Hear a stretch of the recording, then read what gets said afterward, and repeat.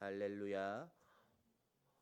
이렇게 또 저번 주에 못 봤는데 오랜만에 또 보는 것 같아서 참 반갑고, 저번 주에 못 봤으니 화도 나고 네, 그렇습니다. 사람뿐만 아니라 모든 생명체는 이 세상에 창조되어질 때 그 주어진 역할, 태어난 이유, 그런 것이 존재합니다.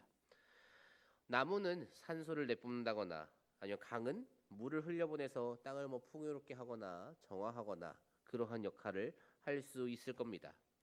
나무에도 여러 종류의 나무가 있겠죠. 아까 산소를 뿜는다고 했지만 그것은 사실 평범한 그냥 나무라면 누구나 다 어떠한 나무든지 할 수 있는 역할이고, 조금 더 구체적으로 나누면은 어떤 나무는 사과를 맺을 거고 어떤 나무는 포도를 맺을 겁니다. 과일나무는 제각각 자신이 해야 하는, 자신이 열어야 하는, 맺어야 하는 그러한 열매를 맺습니다. 그런데 열매를 맺지 못하는 과일나무가 존재한다면 어떻겠습니까? 그것은 정말 제 역할을 감당하지 못하는, 아주 못하고 있는 그러한 것이겠지요. 자신의 역할이 있으나 제 역할을 하지 못할 때 어떠한 일이 일어날까요?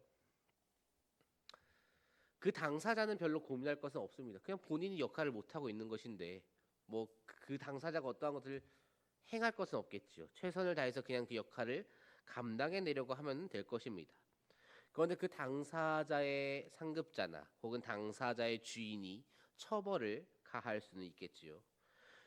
회사에서 역할을 감당하지 못하는 직원이 한 명 있습니다. 1년, 2년, 3년째 그 역할을 감당하지 못해요. 그럼 어떠한 일이 일어나나요? 그 직원은 해고당할 겁니다. 혹은 다른 역할로 변경되겠지요. 한 나라의 지도자가 그 역할을 감당하지 못합니다. 그러면 그 지도자는 어떻게 될까요? 오늘날에는 탄핵을 당할 것이고, 과거 같았으면 끌어내릴 것입니다. 쿠데타가 일어나겠지요. 각각의 역할에는 그 역할에 맞는 기대치라는 것이 있습니다. 기대하는 모습이 존재하죠. 그런데 그 모습을 보여주지 못하니까 이 역할을 다른 사람이 대신하게끔, 그래서 그 역할을 감당할 수 있게끔 만들려고 하는 그러한 모습을 우리는 이 사회에서도 흔히 보곤 합니다. 그런데 그 모습은 세상에서만 존재하지는, 세상에서만 나타나는 것 같지는 않습니다. 교회에서도, 그리고 우리가 오늘 본 이 성경 안에서도 드러난다라는 것이지요. 이스라엘의 첫 번째 왕이 누구인가요? 사울 왕이지요. 그 사울 왕이 처음에는 왕으로서 역할을 잘 감당하는 듯 싶었습니다. 그러나 그가 왕의 역할을 잘 감당하지 못하자 어떠한 일이 벌어지나요? 그가 가지고 있는 그 왕의 역할이 사울에게서 있던 그 왕의 역할을 하나님께서 빼앗아서 다윗에게 넘겨주시지요. 오늘 말씀도 약간 비슷한 그러한 모습, 그러한 성격을 띠고 있습니다. 오늘 말씀을 통해서 하나님의 상속자이자 하나님의 자녀이자 백성이자 그리고 예수 그리스도의 친구라 고백하는 우리는 과연 그 역할을 잘 감당하고 있는지 돌아볼 수 있는 시간이 되기를 소망합니다. 또한 앞으로 어떠한 모습으로 살아가야 할지 결단하고 그리고 실천할 수 있기를 주님 이름으로 축복합니다. 우리가 오늘 읽은 이 마가복음 11장에서 가장 먼저 등장하는 사건은 어떠한 사건일까요? 나귀 새끼와 관련된 그러한 사건이 가장 먼저 등장합니다. 우리 예수님께서 새끼 나귀를 끌고 오라고 말씀하십니다. 이것이 사전에 그 나귀 새끼의 주인과 약속이 된 것인지, 혹은 주님께서 정말 그 하나님으로서의 그 능력을 통해 역사하신 것인지, 어떠한 것인지 모르겠지만 주가 쓰시겠다라는 그 말에 나귀 주인은 나귀 새끼를 끌고 가는 것을 허락합니다. 자, 그럼 이제 이 나귀 새끼를 무엇에 사용하실까요? 우리 주님께서는 나귀 새끼에 올라타십니다. 우리 본문 7절 말씀입니다. 나귀 새끼를 예수께로 끌고 와서 자기들의 겉옷을 그 위에 얹어 놓음에 예수께서 타시니. 아멘. 이쯤에서 한 번쯤 생각해 보면 좋을 것 같아요. 아까 전에 이 서두에 역할이라는 것에 대해서 이야기를 했습니다. 나귀 새끼, 당나귀의 역할은 무엇일까요? 당나귀의 역할은 어떠한 것일까요? 짐을 싣고 나르거나 아니면 사람을 태웁니다. 지금 이 나귀 새끼는 결국에 자신이 해야 하는 역할, 사람을 태우는 것, 그것을 아주 잘 감당하고 있습니다. 한 번쯤은 그러한 생각이 들 법도 합니다. 왜 하필 나귀 새끼일까? 왜 하필 당나귀 새끼일까? 이 당시에 사람이 올라탈 수 있는 그러한 짐승은 아마 두 종류였을 것 같아요. 하나는 우리가 지금 본 이 당나귀겠죠. 또 다른 하나는 사람이 올라타는 것 하면 가장 먼저 떠오르는 말일 겁니다. 그런데 이 당시의 말을 물론 사람이 탈 겁니다. 사람이 타겠지만 사람이 올라타서 성 안을 돌아다닌다면은 굉장히 부유층이었을 거예요. 이 당시 대부분의 말은 군마로 사용되었겠죠. 일반인이 사용하기는 참 힘들었을 겁니다. 굉장히 비쌌을 거예요. 우리 예수님께서 이 땅에 오셨을 때 누구의 아들로 오셨습니까? 왕의 아들로 오셨나요? 아니요, 뭐 백작의 아들로 오셨습니까? 우리 예수님 목수의 아들로 오셨습니다. 굉장히 부유하지 않아요. 부유함과 오히려 거리가 아주 멉니다. 말을 탈 수 있는 능력이 없죠. 그런 부유함이 없습니다. 이것이 물론 하나의 이유이기도 하겠지만 더 중요한 나귀 새끼를 탄 그 이유는 조금 더 근본적인 이유에 있습니다. 우리 예수님은 누구신가요? 우리는 이것에 대해서 대답을 해야 이것에 대해서 대답을 할 수 있어야 아 예수님이 이래서 나귀 새끼를 타셨구나라는 것을 생각할 수가 있습니다. 예수님을 우리는 누구라 고백합니까? 예수님은 누구신가요? 요한복음 1장 14절 말씀을 우리 함께 읽어보도록 하겠습니다. 말씀이 육신이 되어 우리 가운데 거하심에 우리가 그의 영광을 보니 아버지의 독생자의 영광이요 은혜와 진리가 충만하더라. 아멘. 예수님을 가리켜서 무엇라고 말하고 있습니까? 말씀이라고 말하고 있습니다. 자, 우리 그러면은 다시 아까의 그 질문으로 돌아갈 수 있겠죠. 예수님은 누구십니까? 예수님은 하나님의 말씀입니다. 그렇기 때문에 말씀대로 살아내셔야 합니다. 그것이 예수님이 해야 하는 역할이에요. 구약 성경 스가랴 9장 9절에 이런 말씀이 있습니다. 시온에 따라 크게 기뻐할지어다 예루살렘에 따라 즐거이 부를지어다 보라 내 왕이 내게 임하시나니 그는 공의로우시며 구원을 베푸시며 겸손하여서 나귀를 타시나니 나귀의 작은 것 곧 나귀 새끼니라. 아멘. 메시아가 올 것을 말해 줍니다. 그런데 그 메시아가 무엇을 타고 온다고 말하고 있었나요? 나귀의 작은 것 나귀 새끼를 타고 올 것이다라고 말하고 있습니다. 자, 다시 돌아가죠. 예수님은 무엇인가요? 예수님은 말씀입니다. 무엇대로 살아가셔야 되나요? 말씀대로 살아내셔야 합니다. 그것이 말씀으로서 오신 예수님께서 하셔야 하는 역할이에요. 스가랴 9장 9절에 저런 말씀이 있었어요. 나귀 새끼를 타고 오실 것이다라고 예언하고 있습니다. 하나님의 아들이시기 전에 성자 하나님이시기 전에 말씀 그 자체이신 예수님이 말씀대로 살아가시기 위해서는 지금 나귀 새끼를 타셔야만 합니다.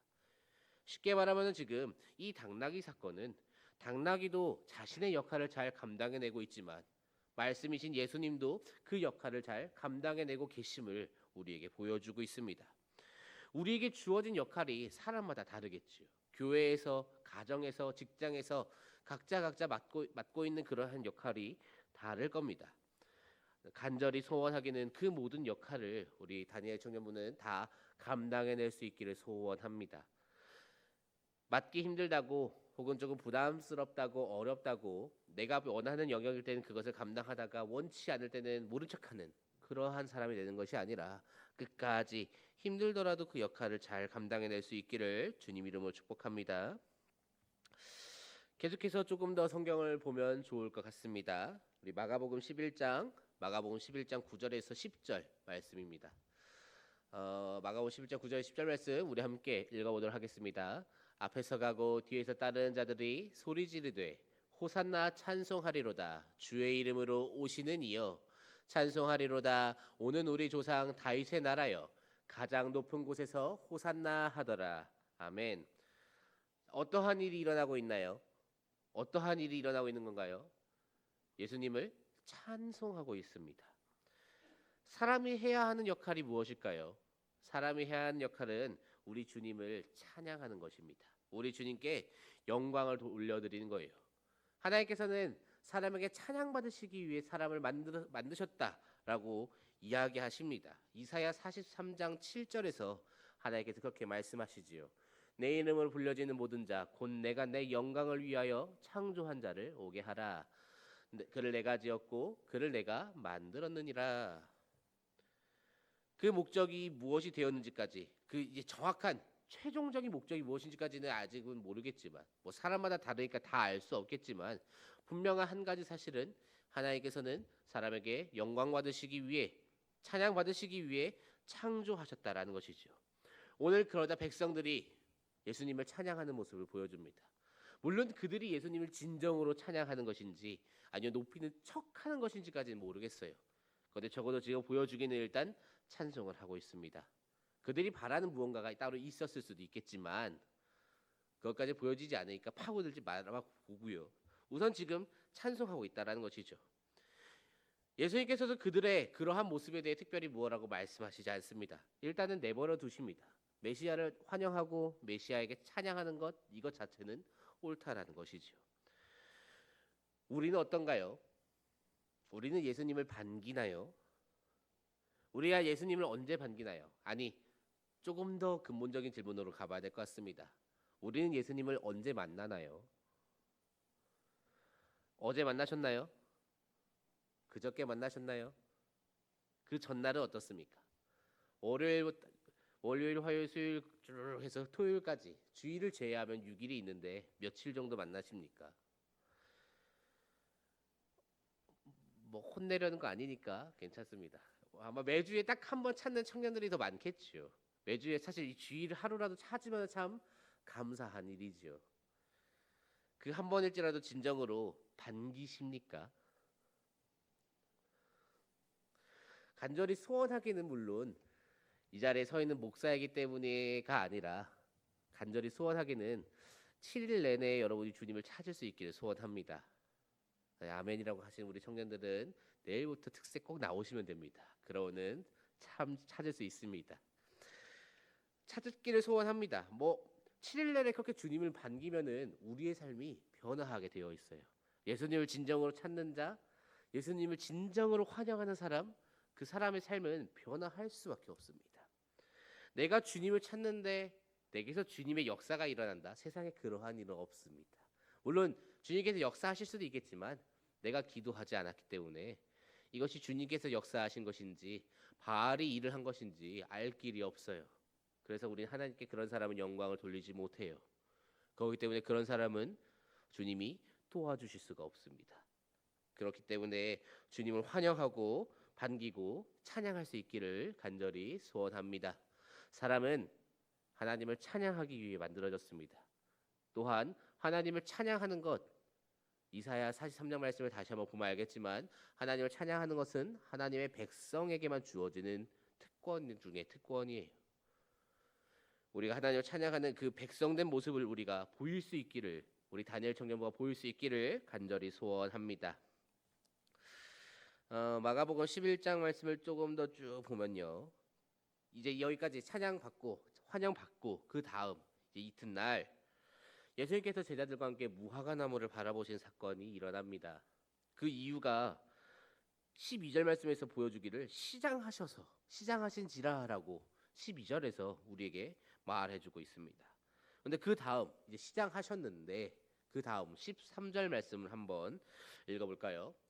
멀리서 잎사귀에 있는 한 무화과 나무를 보시고 혹 그 나무에 무엇이 있을까 하여 가셨더니 가서 보신즉 잎사귀 외에 아무것도 없더라. 이는 무화과의 때가 아님이라. 아멘. 무화과 나무에게 열매를 맺지 못할 것이라고 예수님께서 저주하시기 전에 성경에서 말해주고 있는 그 무화과 나무에 대한 정보입니다. 무엇라고 쓰여져 있나요? 잎사귀가 굉장히 많대요. 그런데 열매는 없답니다. 그 이유가 무엇입니까? 아직 무화과의 때가 아니다라고 말해주고 있죠. 무화과 나무에 잎사귀가 있는 것을 보시고 예수님께서 발걸음을 내디디십니다. 그런데 열매가 있어요, 없어요? 존재하지 않는다라는 것이지요. 그런데 그 까닭에 대해서 지금 성경에서 말해주기를 아직은 무화과의 때가 아니래요. 이것이 무엇을 말해주나요? 아직 무화과 나무가 열릴 만한 시기가 아니다라고 말해주고 있는 것입니다. 조금 쉽게 말하면요.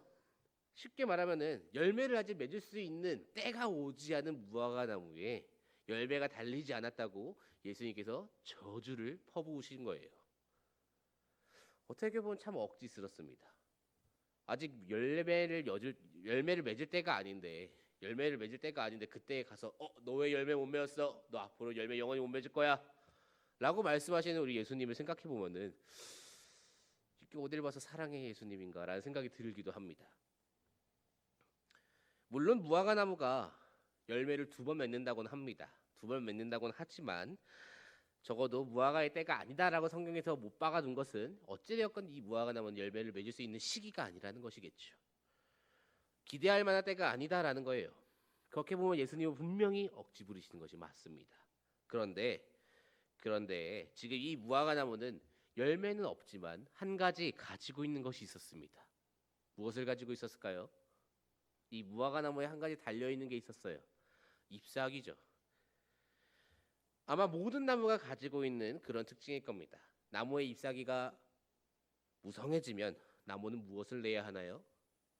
나무는 잎사귀가 무성해지면 열매를 내야 합니다. 그것은 그때가 이르렀고 안 이르렀고가 중요한 것이 아니고 나무가 잎사귀가 무성해지면 따라서 열매가 나와야 합니다. 적어도 열매처럼 생긴 무언가는 등장을 해야겠죠. 그런데 지금 이 무화과 나무는 잎사귀를 냈습니다. 그런데 그 외에 아무것도 내지 않았다라는 것, 열매는 없었다라는 것, 그것이 이 성경에서 말해주고 싶은 포인트라는 것이지요. 때가 이르렀고 안 이르렀고가 중요한 게 아니라 지금 잎사귀는 내고 있다. 그런데 열매를 맺지 못했다. 무슨 말인가요? 이 무화과 나무는 지금 역할을 하지 않고 있다라는 것이지요. 그러자 예수님께서 무화과 나무를 향해 저주하십니다. 그런데 이 저주는 단순히 나무 한 그루를 향한 저주로 그치지 않습니다. 이 무화과 나무는 예수님께서 이스라엘을 향해 퍼부으신 저주이죠. 경고입니다. 이스라엘 백성들도 이 무화과와 같아요. 열매를 맺을 때인지 아닐 때인지 그건 중요하지 않아요. 잎사귀는 잘 냅니다. 이스라엘 백성들이 가지고 있는 특징은 잎사귀는 아주 잘 낸다는 것이었어요. 율법을 행하는 척합니다. 거룩한 척해요. 이때 필요한 하나님께서 명령하신 때가 아님에도 불구하고 자신들이 율법을 창조해서라도 거룩한 척을 해냅니다. 그래서 잎사귀를 아주 잘 내놓고 있습니다. 그런데 그 실상은 죄로 가득하다라는 것이지요. 그래서 열매를 맺지 못합니다. 쉽게 말하면 이 이스라엘 그들은 외식하는 신앙을 보이고 있다라는 거죠. 신앙인인 척하고 백성들을 괴롭히고 있는 그 이스라엘들을 향해서 우리 주님께서는 지금 경고하고 계신 것입니다. 우리는 어떤가요? 우리는 어떠한 모습으로 신앙생활을 하고 있나요? 외식하는 신앙 하고 계시지 않으십니까? 남들이 보기에만 거룩해 보이고 실상은 열매를 맺지 못하는 세상과 동일하게 살아가고 계시지 않습니까? 일주일에 찬양을 몇 번 올려드리십니까? 일주일에 예배를 몇 번 드리십니까? 일주일에 성경을 몇 장 넘기십니까? 하나님은 얼마나 생각하고 우리 예수님은 얼마나 찾으십니까? 세상과 다른 날이라고는 주일 예배 단 하루, 그것도 단 1시간에서 2시간 정도 되는까 말까 한 그 짧은 시간뿐인데 어떻게 그 나무에서 열매가 맺히겠느냐 하는 그러한 말이지요. 우리는 열매를 맺는 나무가 되어야 합니다. 잎사귀만 무성한 무화과 나무로 끝나는 것이 아니라 우리는 열매까지 맺어야 합니다. 사랑하는 다니엘 청년부 여러분, 요새 많은 교회들이 특별히 주일학교와 청년부가 감소하는 그러한 추세를 보이고 있습니다.